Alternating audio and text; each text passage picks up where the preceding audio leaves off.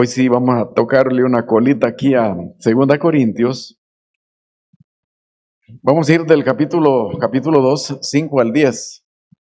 Es un tiempo bastante oportuno para tocar este pasaje también en el contexto de la cena del Señor. La cena del Señor. Una pregunta, ¿usted alguna vez ha caído en las trampas del diablo?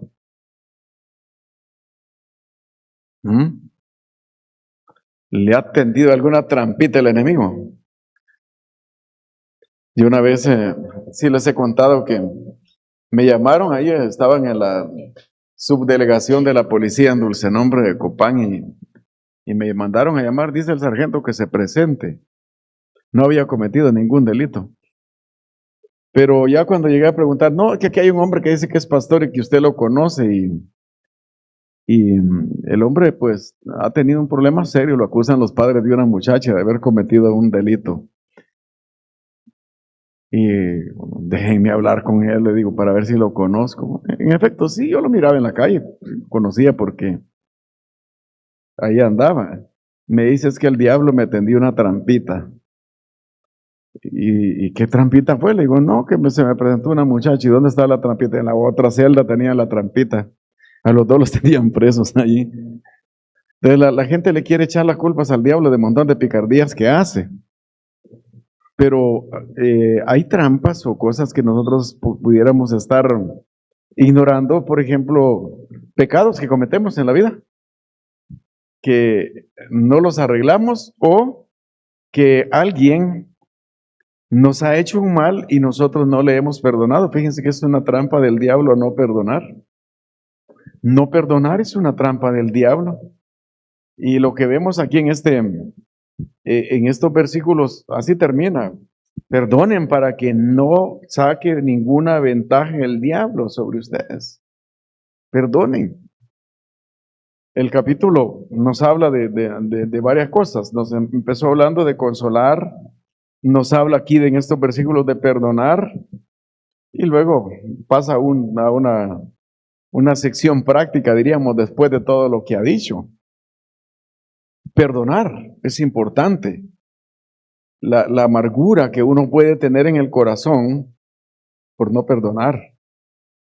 Las otras personas felices, disfrutando, y uno va muriéndose porque le hicieron una cosa que no la ha logrado perdonar. Tenemos que aprender a perdonar, y no solamente a la gente en la iglesia, a todos los que nos ofenden. Porque si estamos amargados con alguien es igual, ¿no? Que no sea de la congregación. Es alguien a quien debemos perdonar. No lo consideremos enemigo, sino debemos perdonar a las personas. Y si es en el contexto de creyentes, con mayor razón. Porque nosotros hemos aprendido algo. Fuimos perdonados por gracia de Dios. Todos los pecados que hemos cometido, cualquier cantidad de pecados, perdonados el día que recibimos a Cristo como nuestro Salvador personal. Pero a los 2 años de haber conocido a Cristo, un hermano nos ofendió, pero no lo perdono. Solo Dios perdona. Y la palabra dice, de la manera que fuisteis perdonados, así perdonad. Quizá tengamos muchas razones para perdonar, quizá tengamos mucho que perdonar y vale la pena que la palabra siga usando, o el Espíritu Santo siga usando la palabra para que nosotros sigamos sanando nuestras vidas. Nuestras vidas deben estar sanas. Entonces hay que compartir el amor de Cristo consolando, perdonando, predicando el Evangelio en todos lugares. Un resumen del capítulo 2. Ya hablamos de lo que tiene que ver con consolar, pero hoy vamos 5 al 10, perdonando por amor en Cristo para evitar las trampas del diablo, o las estrategias del diablo, o las artimañas del diablo, como usted quiera decirlo, pero de eso se trata. Si no perdonamos, el enemigo nos seguirá tendiendo trampas. Oramos un momento. Padre, en el nombre de Cristo Jesús estamos delante de ti y te damos gracias por tu palabra, por tu Espíritu Santo. Oramos que la palabra siempre llene nuestros corazones, desafíe nuestros corazones. Y esta noche en el pasaje en particular que nos ha tocado, oramos que tú seas dirigiendo nuestras vidas a revisión, a hacer un examen personal, a quién odio o con quién estoy enojado. ¿Por qué no puedo perdonar a un hermano? Sabemos, Señor, lo difícil que es por el egoísmo nuestro tener que perdonar a alguien, pero ya no se trata del egoísmo de nosotros, sino de una instrucción de tu palabra para tus hijos, y si somos tus hijos, aun cuando nos pesa, cuando no nos guste, terminamos convencidos que debemos perdonar a alguien. Señor, la vida de muchas iglesias ha caído en el enredo de los problemas, de los pleitos, del desgaste entre hermanos porque se pelean por las mínimas cosas. Y es que el enemigo, cuando no perdonamos, pone rapidito en nosotros palabras, pensamientos, acciones. Y que algunas veces nosotros hasta lo hacemos pensando en que somos los que podemos limpiar la iglesia, que nosotros podemos sacar la cizaña de la iglesia, pero ni eso nos es permitido, según dijo el Señor Jesucristo. El que limpia la iglesia eres tú, no somos nosotros. Oramos, Padre, para que nos ayudes. Queremos ser obedientes, queremos aprender a perdonar, no queremos que el enemigo saque ganancia de los malestares, de las irritaciones nuestras, sino que humillados humildemente ante tu presencia, vengamos dispuestos a perdonar a alguien que nos haya ofendido y perdonar de la manera que tú nos has perdonado en Cristo Jesús. No nos has puesto condiciones de pago de ninguna otra causa, sino más bien el ser agradecidos por lo que ya hemos recibido, el perdón de pecados y la vida eterna en Cristo Jesús. Bendiga, Señor, a nuestros hermanos que han logrado venir en este tiempo que cesó la lluvia, y los que están en casa también, que tengan la paz tuya en sus corazones y puedan también disfrutar junto con nosotros de este tiempo. Te lo pedimos en el nombre de Cristo Jesús. Amén. Bien. Entonces hablamos de perdonar por amor en Cristo para no caer en las trampas del diablo o evitar las trampas del diablo. Versículo 5, capítulo 2, 2 Corintios. Pero si alguno me ha causado tristeza, no me la ha causado a mí solo, sino, en cierto modo, por no exagerar, a todos vosotros. El tema viene entrelazando o enlazando con el pecado cometido por aquel hombre en la iglesia en Corinto. Pablo se había entristecido, se entristeció mucho por la actitud del pecador y también por la actitud de la iglesia que se había vuelto complaciente con el pecado. Complaciente es que celebraban el pecado, estaban contentos con ese campeón allí que había llegado a la osadía de tomar como su mujer a la que había sido la mujer de su padre. Pablo estaba triste porque, bueno, el evangelio se trata de cambio, de transformación, de que dejamos un camino malo y tomamos el camino correcto. El evangelio aclara nuestra mente. Las obras de las tinieblas son desplazadas. Las obras de las tinieblas no son para celebrar. Estamos cada día recibiendo la luz del evangelio, la luz de la palabra, y cada día podemos avanzar dejando de cometer los pecados que han estado con nosotros, que han sido parte de nuestra vida, de nuestra tradición, aún hasta familiar. Pablo les dio instrucciones acerca de cómo deberían ellos tratar el asunto. Y por eso él les dice: hermanos, estoy triste,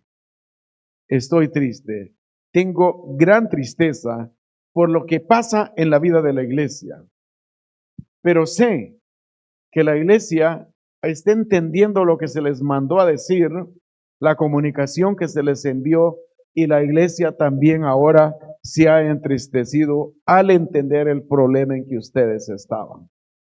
la iglesia entendió, el pecado no es para celebrarlo. Sí, venimos de un contexto pagano, mundano, venimos de prácticas odiosas, pero ahora estamos en Cristo. Ahora es diferente. Ahora ya no debemos seguir celebrando ese tipo de cosas. Ya cambió. Ya no estamos para vivir en el mundo como si no fuéramos creyentes. Siempre lo hemos dicho y así es. Cuando una sola persona peca, en realidad el daño espiritual es para toda una congregación. ¿Por qué? Porque la presencia del pecado se percibe, es como una carguita que hay. Uno no sabe, pero algo está pasando, algo no está bien. Uno no puede juzgar a los hermanos y decir, este ha de ser el que está en pecado. No los puede juzgar porque no sabe, pero sí se percibe la carga. Se percibe.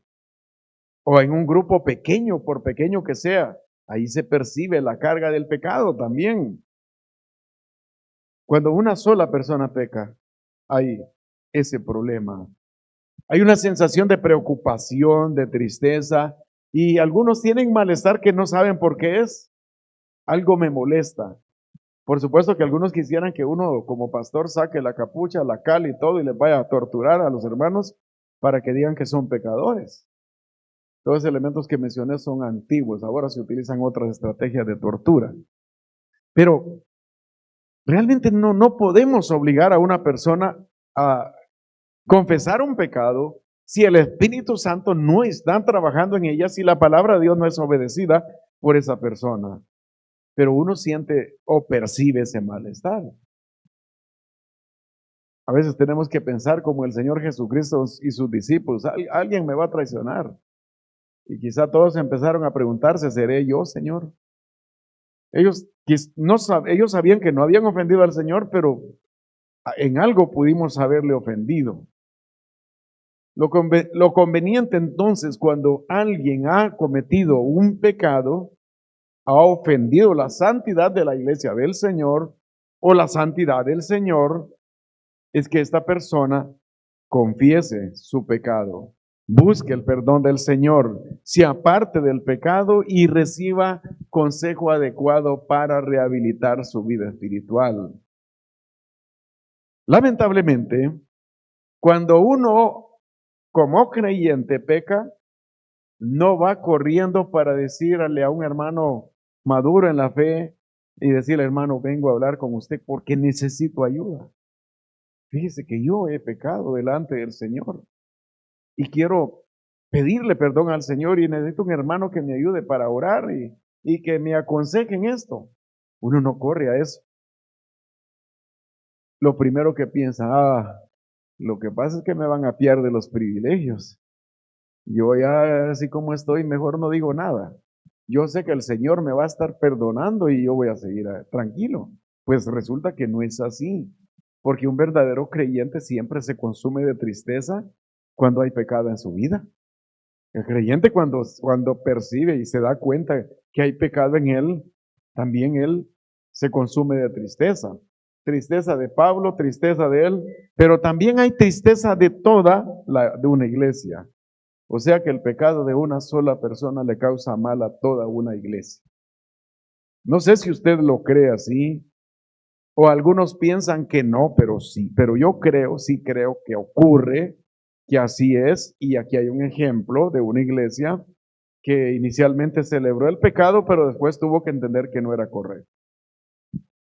Entonces todo pecado oculto debería ser confesado delante del Señor. ¿Para qué? Para quitar toda tristeza, toda pena y que tengamos el gozo, por ejemplo, de estar cantando. Yo disfruté mucho el primer canto que entonábamos hoy porque se habla de Cristo y de la relación con Cristo y de adorar a Cristo. Bueno, la palabra aleluya que se repite varias veces y uno se alegra. Y esa es la intención realmente, una iglesia adorando. Perfectos no, pero intentándolo en el Señor, adorando juntos, cantando alegres, porque si hemos cometido pecado, estamos convencidos de que necesitamos confesarlo y seguir adelante en el camino delante del Señor. Dice el versículo 6, le basta a tal persona esta reprensión hecha por muchos. La iglesia tiene razón al rechazar el pecado, porque el Señor espera de la iglesia que sea santa, pura, sin mancha, y Él viene por una iglesia, hay una palabra que se usa, impoluta, sin ninguna mancha, pura, absolutamente pura. Nosotros sabemos que humanamente hablando es difícil, pero esto sí es posible en Cristo Jesús. En Él es posible. Si alguien es encontrado en pecado, el primer paso es que se retire. Si tiene privilegios públicos, lo que debe hacer es ponerlos a un lado. No espere que alguien venga y le diga, hey, ese que está predicando ya anda en pecado. No espere eso. Miren que el que da la clase peca. No esperemos eso. Inmediatamente nosotros nos damos cuenta de ello. Sanidad para la obra de Dios es que uno diga, hermano, en estas condiciones yo ahorita no puedo servir al Señor en lo que estoy haciendo. Necesito ser restaurado. Ayúdeme, por favor. Ore por mí. Regáñeme si quiere o dígame algo, pero por favor, en este momento yo no estoy apto para tomar privilegios. Eso es lo saludable, eso es lo que todo el mundo debería hacer. Pero, ¿realmente es eso lo que hacemos? Uno sabe que cuando alguien ha cometido pecado, no debería estar predicando, enseñando o ejercer un cargo de liderazgo, especialmente que es algo que ya se fue comprobado, que es público, que tiene la seguridad de que así es. Entonces uno debería hacerlo, debe hacerlo, no esperar que alguien venga a retirarlo. La primera reprensión que uno recibe cuando peca es la del Espíritu Santo. Recuerden que la labor del Espíritu Santo es de convencimiento. La palabra redarguye, Él no redarguye de pecado. Allá estoy contento y feliz en mi pecado, pero de pronto un centellazo bíblico en mi mente y tambaleo y pienso y entonces, ¿en qué condición estoy delante de Dios? La palabra me ha hablado, el Espíritu Santo está moviendo mi corazón y mi mente para que salga de aquí. Uno debería obedecer de inmediato.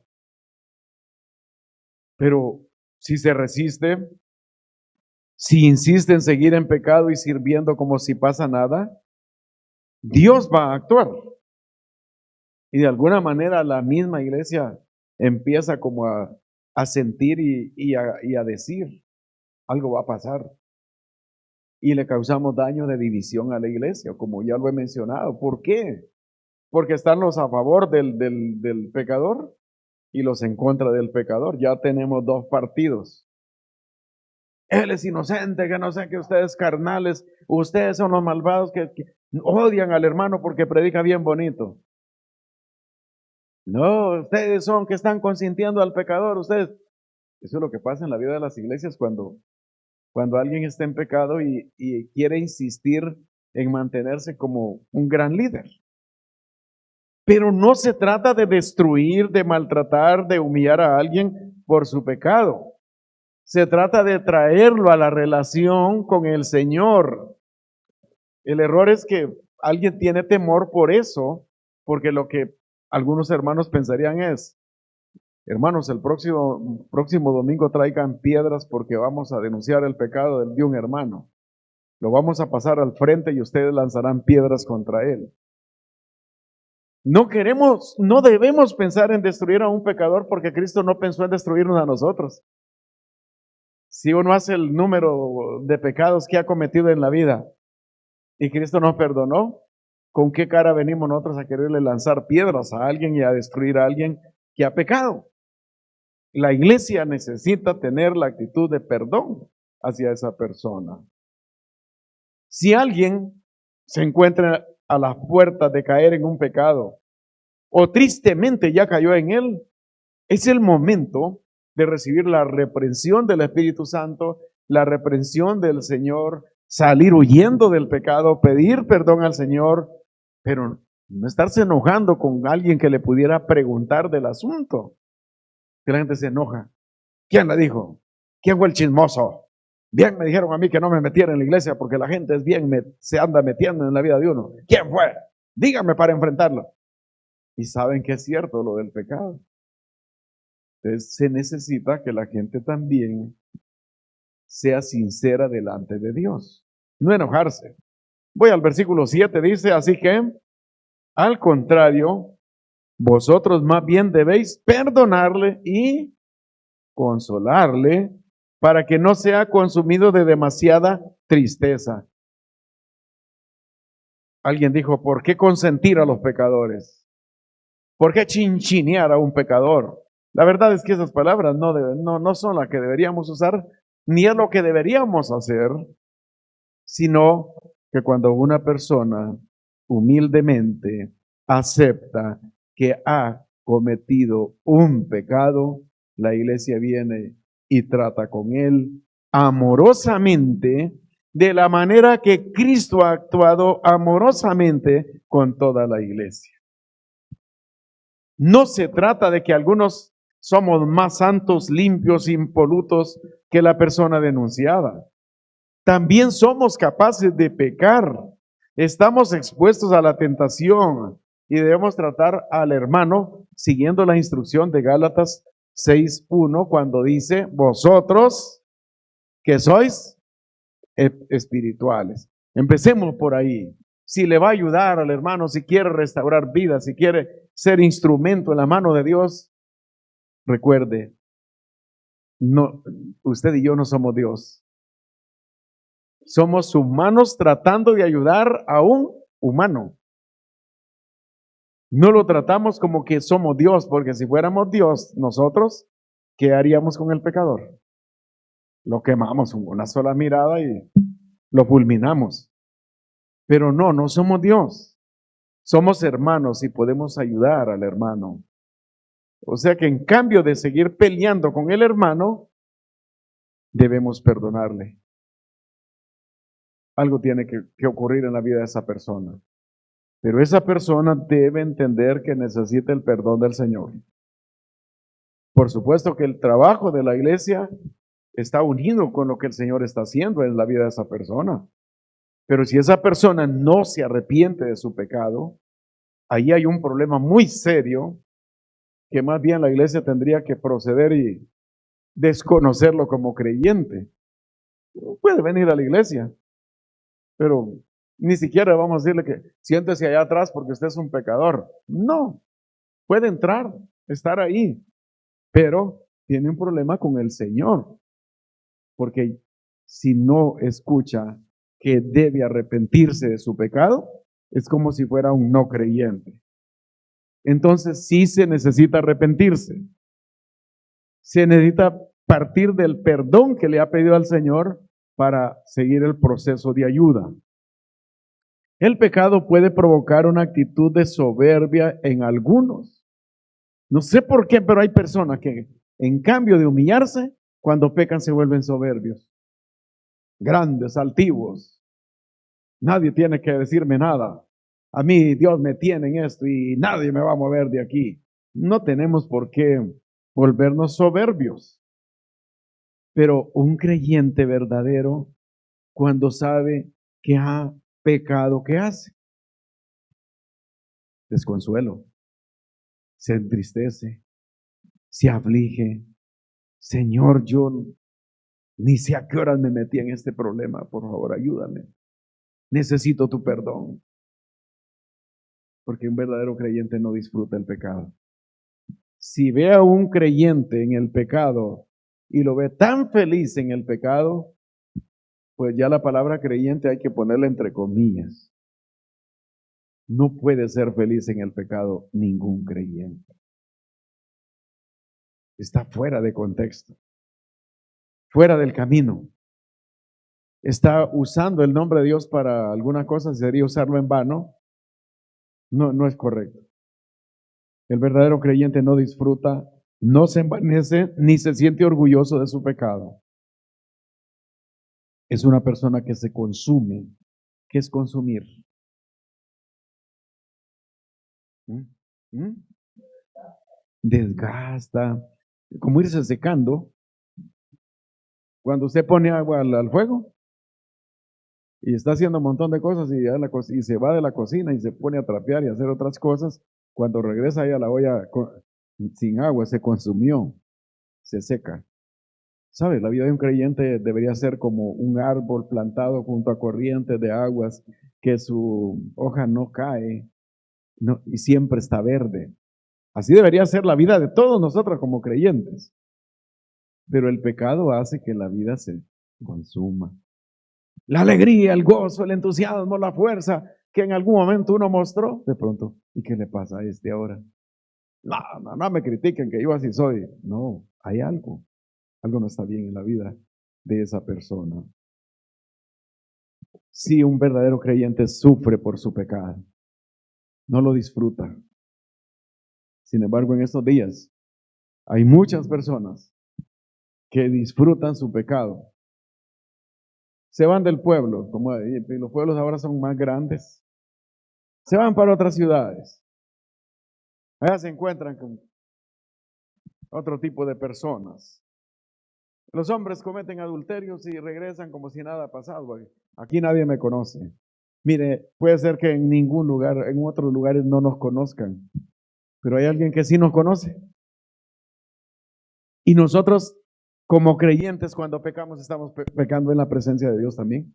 Porque somos creyentes. Estamos abusando de la santidad de Dios o del nombre de Dios. Nadie que es verdadero hijo de Dios estará feliz en el pecado. Por eso los hermanos, como creyentes, debemos también ayudar a una persona en pecado a entender que su pecado es, si es real, tiene salida y tiene salida en el Señor. Hay que pedirle perdón al Señor por ese pecado. Dice Pablo en el versículo 8, le ruego que confirmen su amor para con él. Amen a ese pecador. Imagina. No es apaleen a ese pecador. Golpéenlo, insúltenlo, maltrátenlo porque ofendió a toda la iglesia. Y la verdad es que más que nosotros a veces estamos como no peleando por Dios, sino por nosotros. Somos nosotros los agredidos, a nosotros nos ofendió con su pecado. En cierta manera sí, pero el pecado siempre es cometido ante la presencia de Dios. La confirmación del amor para con una persona que ha caído en pecado, pues se da por medio del perdón. Muchos, en cambio de perdonar, nos enojamos. Desearíamos que no regresen más a la congregación. Mejor que no venga a la iglesia, es que es un mal tercio para la iglesia. Mire que no sé qué. Y la gente se mete a esos enredos de estar hablando. Hay gente que no espera que alguien que pecó vuelva a la congregación. ¿Sería esa la intención del Señor? No. No, Dios esperaría que esa persona se arrepienta y que la iglesia le dé la bienvenida. Había caído en pecado, pero este hermano está ahora buscando el perdón del Señor. Así que queda fuera de nuestro vocabulario esta frase, no sé por qué dejan entrar a ese pecador a la congregación. Eso es falta de amor. Ahí reflejamos falta de amor. No tenemos que celebrar el pecado ni felicitar a los pecadores. Por eso es que debemos orar para que el Espíritu Santo convenza a la persona de su pecado y nosotros nos queda recibirle en amor. Recordemos que somos humanos y más tarde nosotros podríamos estar en esa condición. Gálatas 6:1. Amar al que peca es una condición cristiana. El ejemplo lo dejó el Señor Jesucristo, que vino a buscar a los pecadores, no vino por los justos, vino por los pecadores. Y entre todos los pecadores, ¿a quienes encontró en ese tiempo? A usted y a mí. Versículo 9, porque también para este fin os escribí, para tener la prueba de que sois obedientes en todo. Obedientes en todo. Sí, en algunas cosas que habló de los ídolos, en algunas cosas que habló relacionada con la conducta del liderazgo, con el uso de los dones, en todo deben ser obedientes. En ese asuntito en particular, ellos deben ser obedientes. El propósito de la carta, que posiblemente tenía una fuerte exhortación, fue para comprobar si los hermanos entendían que el pecado no era nada agradable delante de Dios y no aceptable como una práctica normal dentro de la iglesia. Pero que asimismo debía haber amor hacia el pecador. Pablo nos anima a perdonar de la manera como Cristo nos perdonó. En eso hay que ser obedientes también, dice Pablo. Obedezcan en todo lo que les he dicho. ¿Cuántas cosas les dijo en la primera carta que deberían corregir?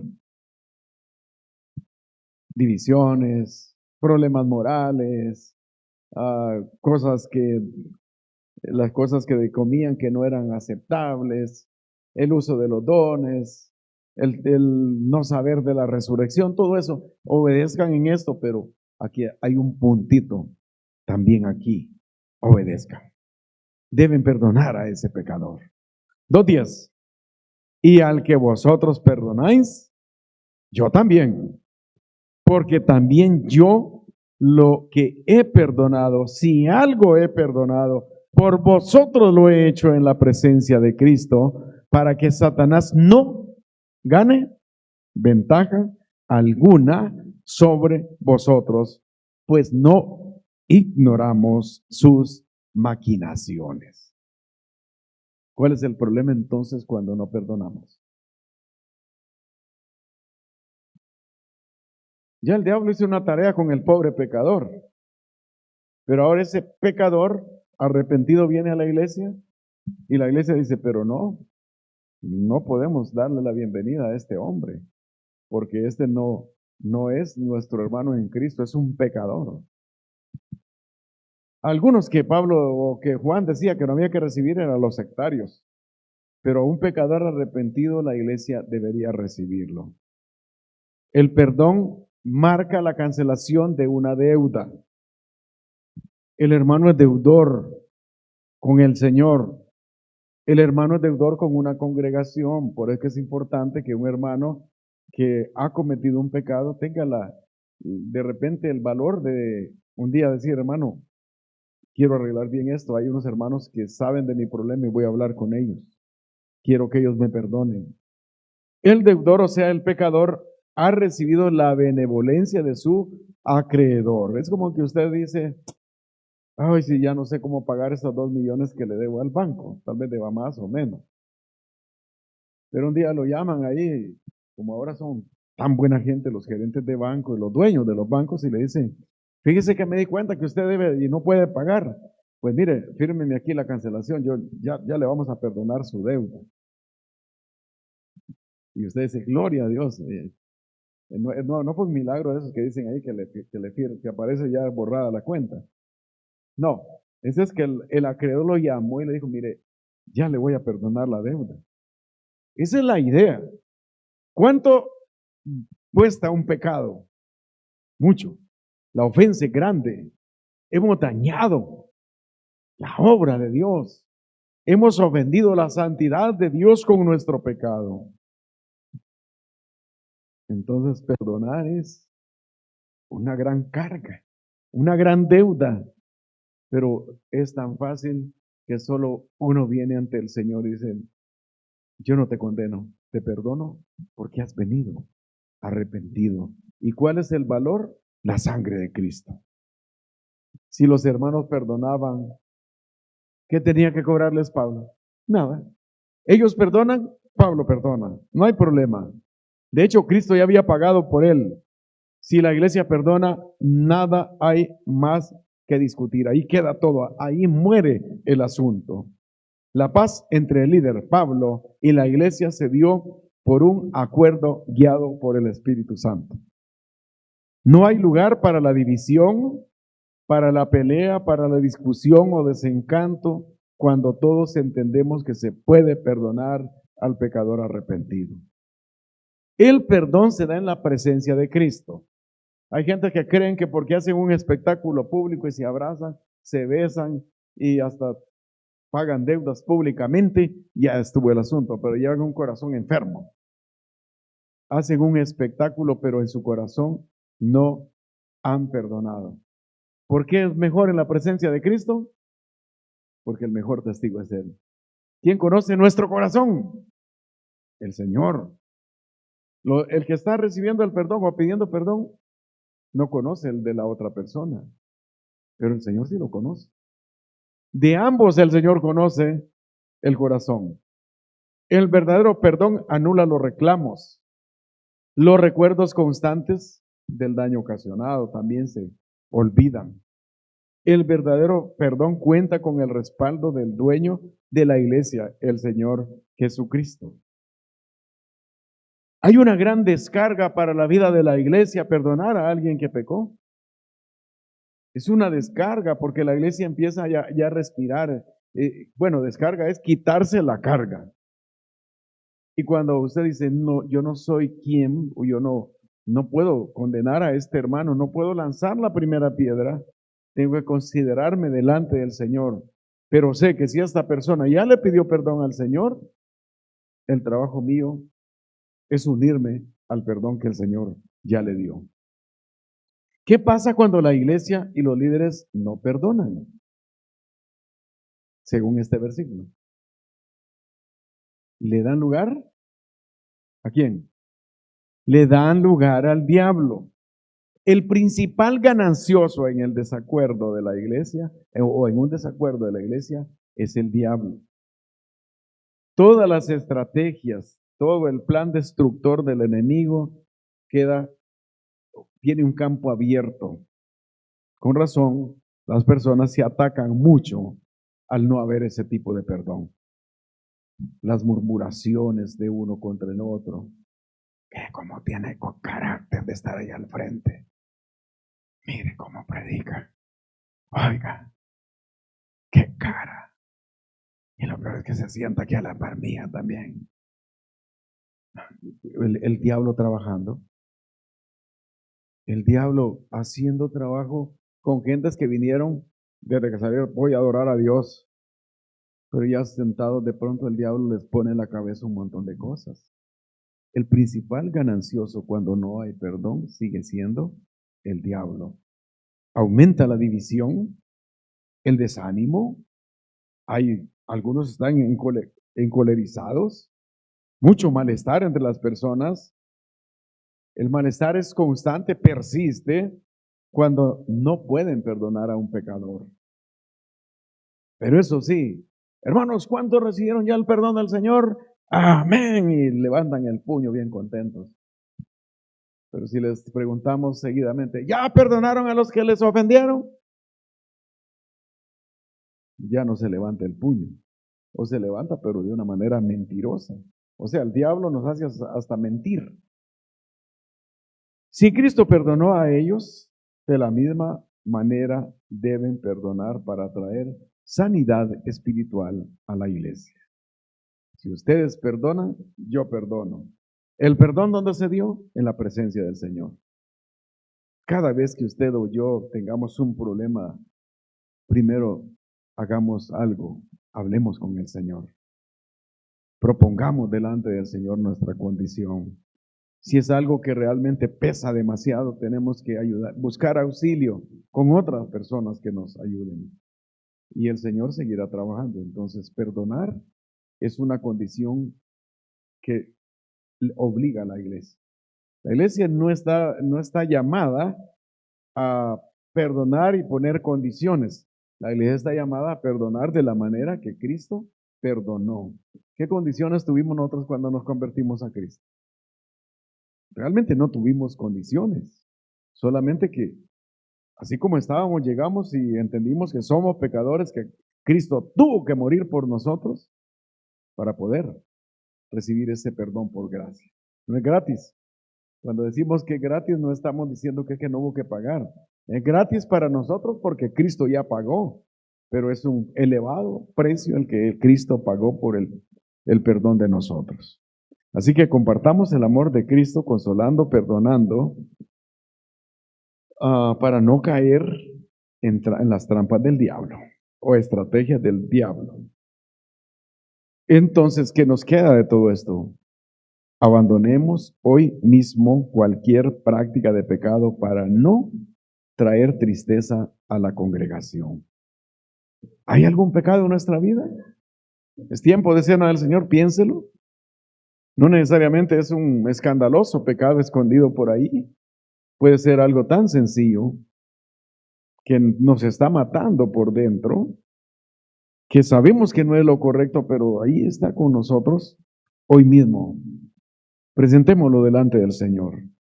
Cuando uno tiene un pecado que dice que es pequeño y que no le pasa nada, se está preparando para seguir actuando mal ante el Señor. Mejor hay que matarlo chiquito. El pecado, sea grande o pequeño, pero en cuanto uno siente que se asomó, córtele la cabeza. Si hemos caído en pecado y somos verdaderos creyentes, seguro que nos vamos a entristecer. Seguro que nos vamos a entristecer y sufrir por nuestro pecado. No estaremos contentos, pero es el asunto de entender el perdón del Señor. Perdonemos como individuos a quienes nos han ofendido, quienes han pecado contra nosotros o contra la iglesia. No traigamos más sufrimiento a las personas que están pidiendo perdón. Como iglesia debemos ser obedientes al perdonar. ¿Qué persona ha ofendido la vida de la iglesia y usted no le puede borrar de su mente hay que perdonar delante del Señor?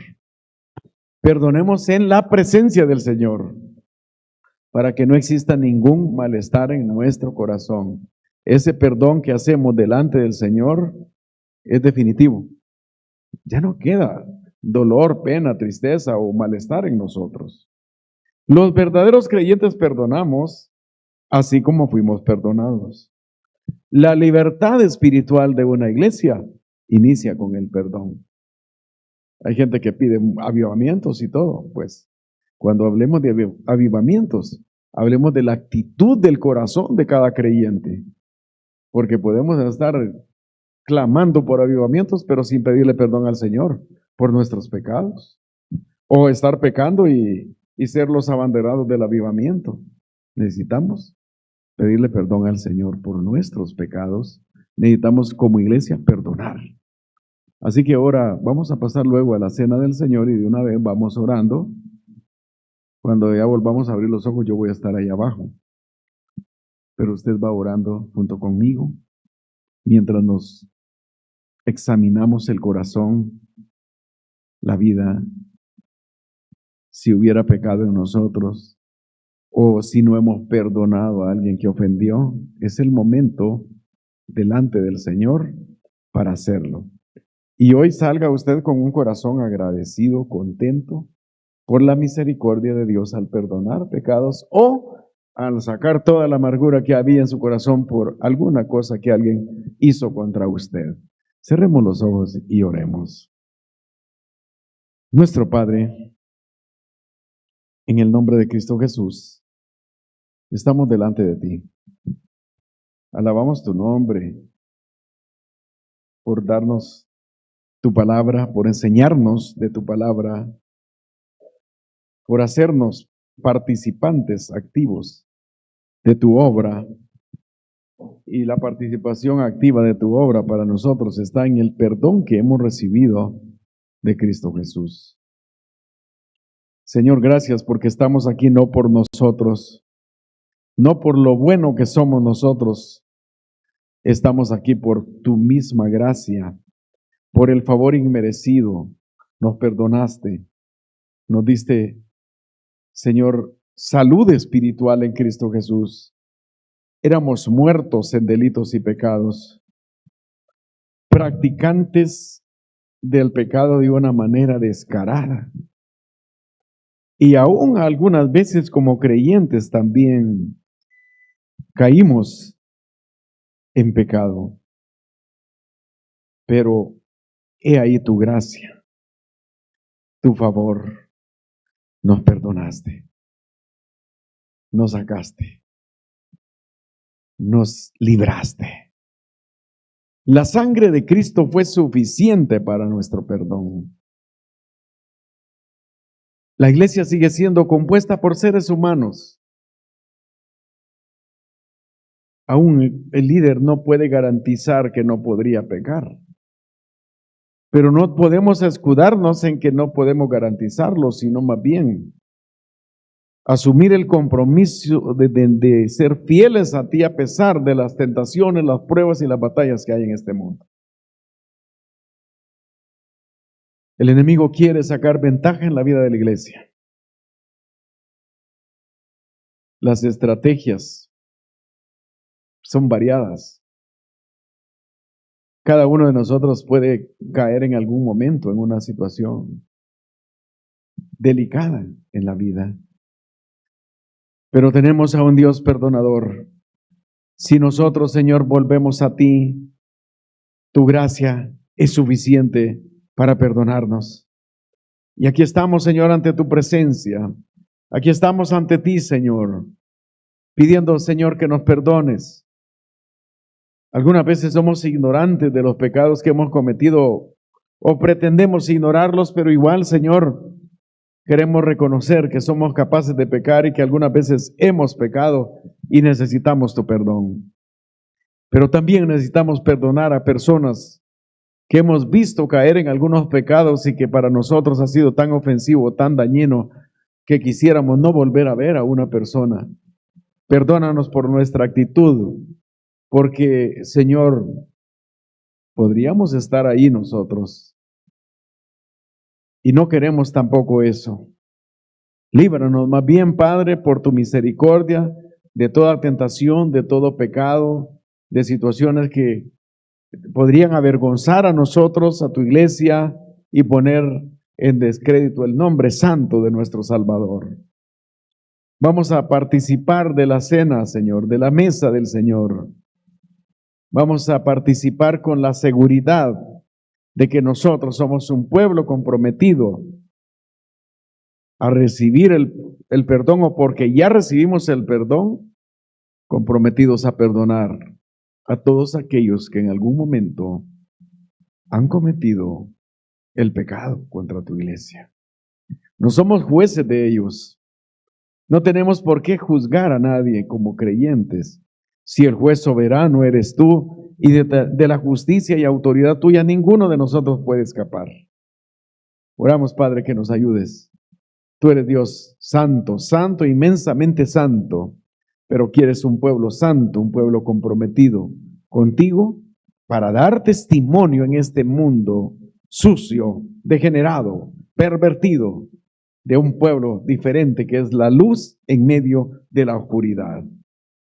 No permitas la división, Señor, por la condición de una persona. Oramos, Padre, que más bien, así como tú amas al pecador, nosotros mostremos misericordia a algún hermano que por debilidad o lo que sea cayó en pecado. Por favor, Señor, queremos participar de esta mesa del hoy con gratitud por la sangre de Cristo derramada en la cruz del Calvario, con gratitud, Señor, porque tú nos estás ayudando, nos estás dirigiendo en nuestra vida personal. Oramos, Padre, en el nombre de Cristo Jesús. Amén.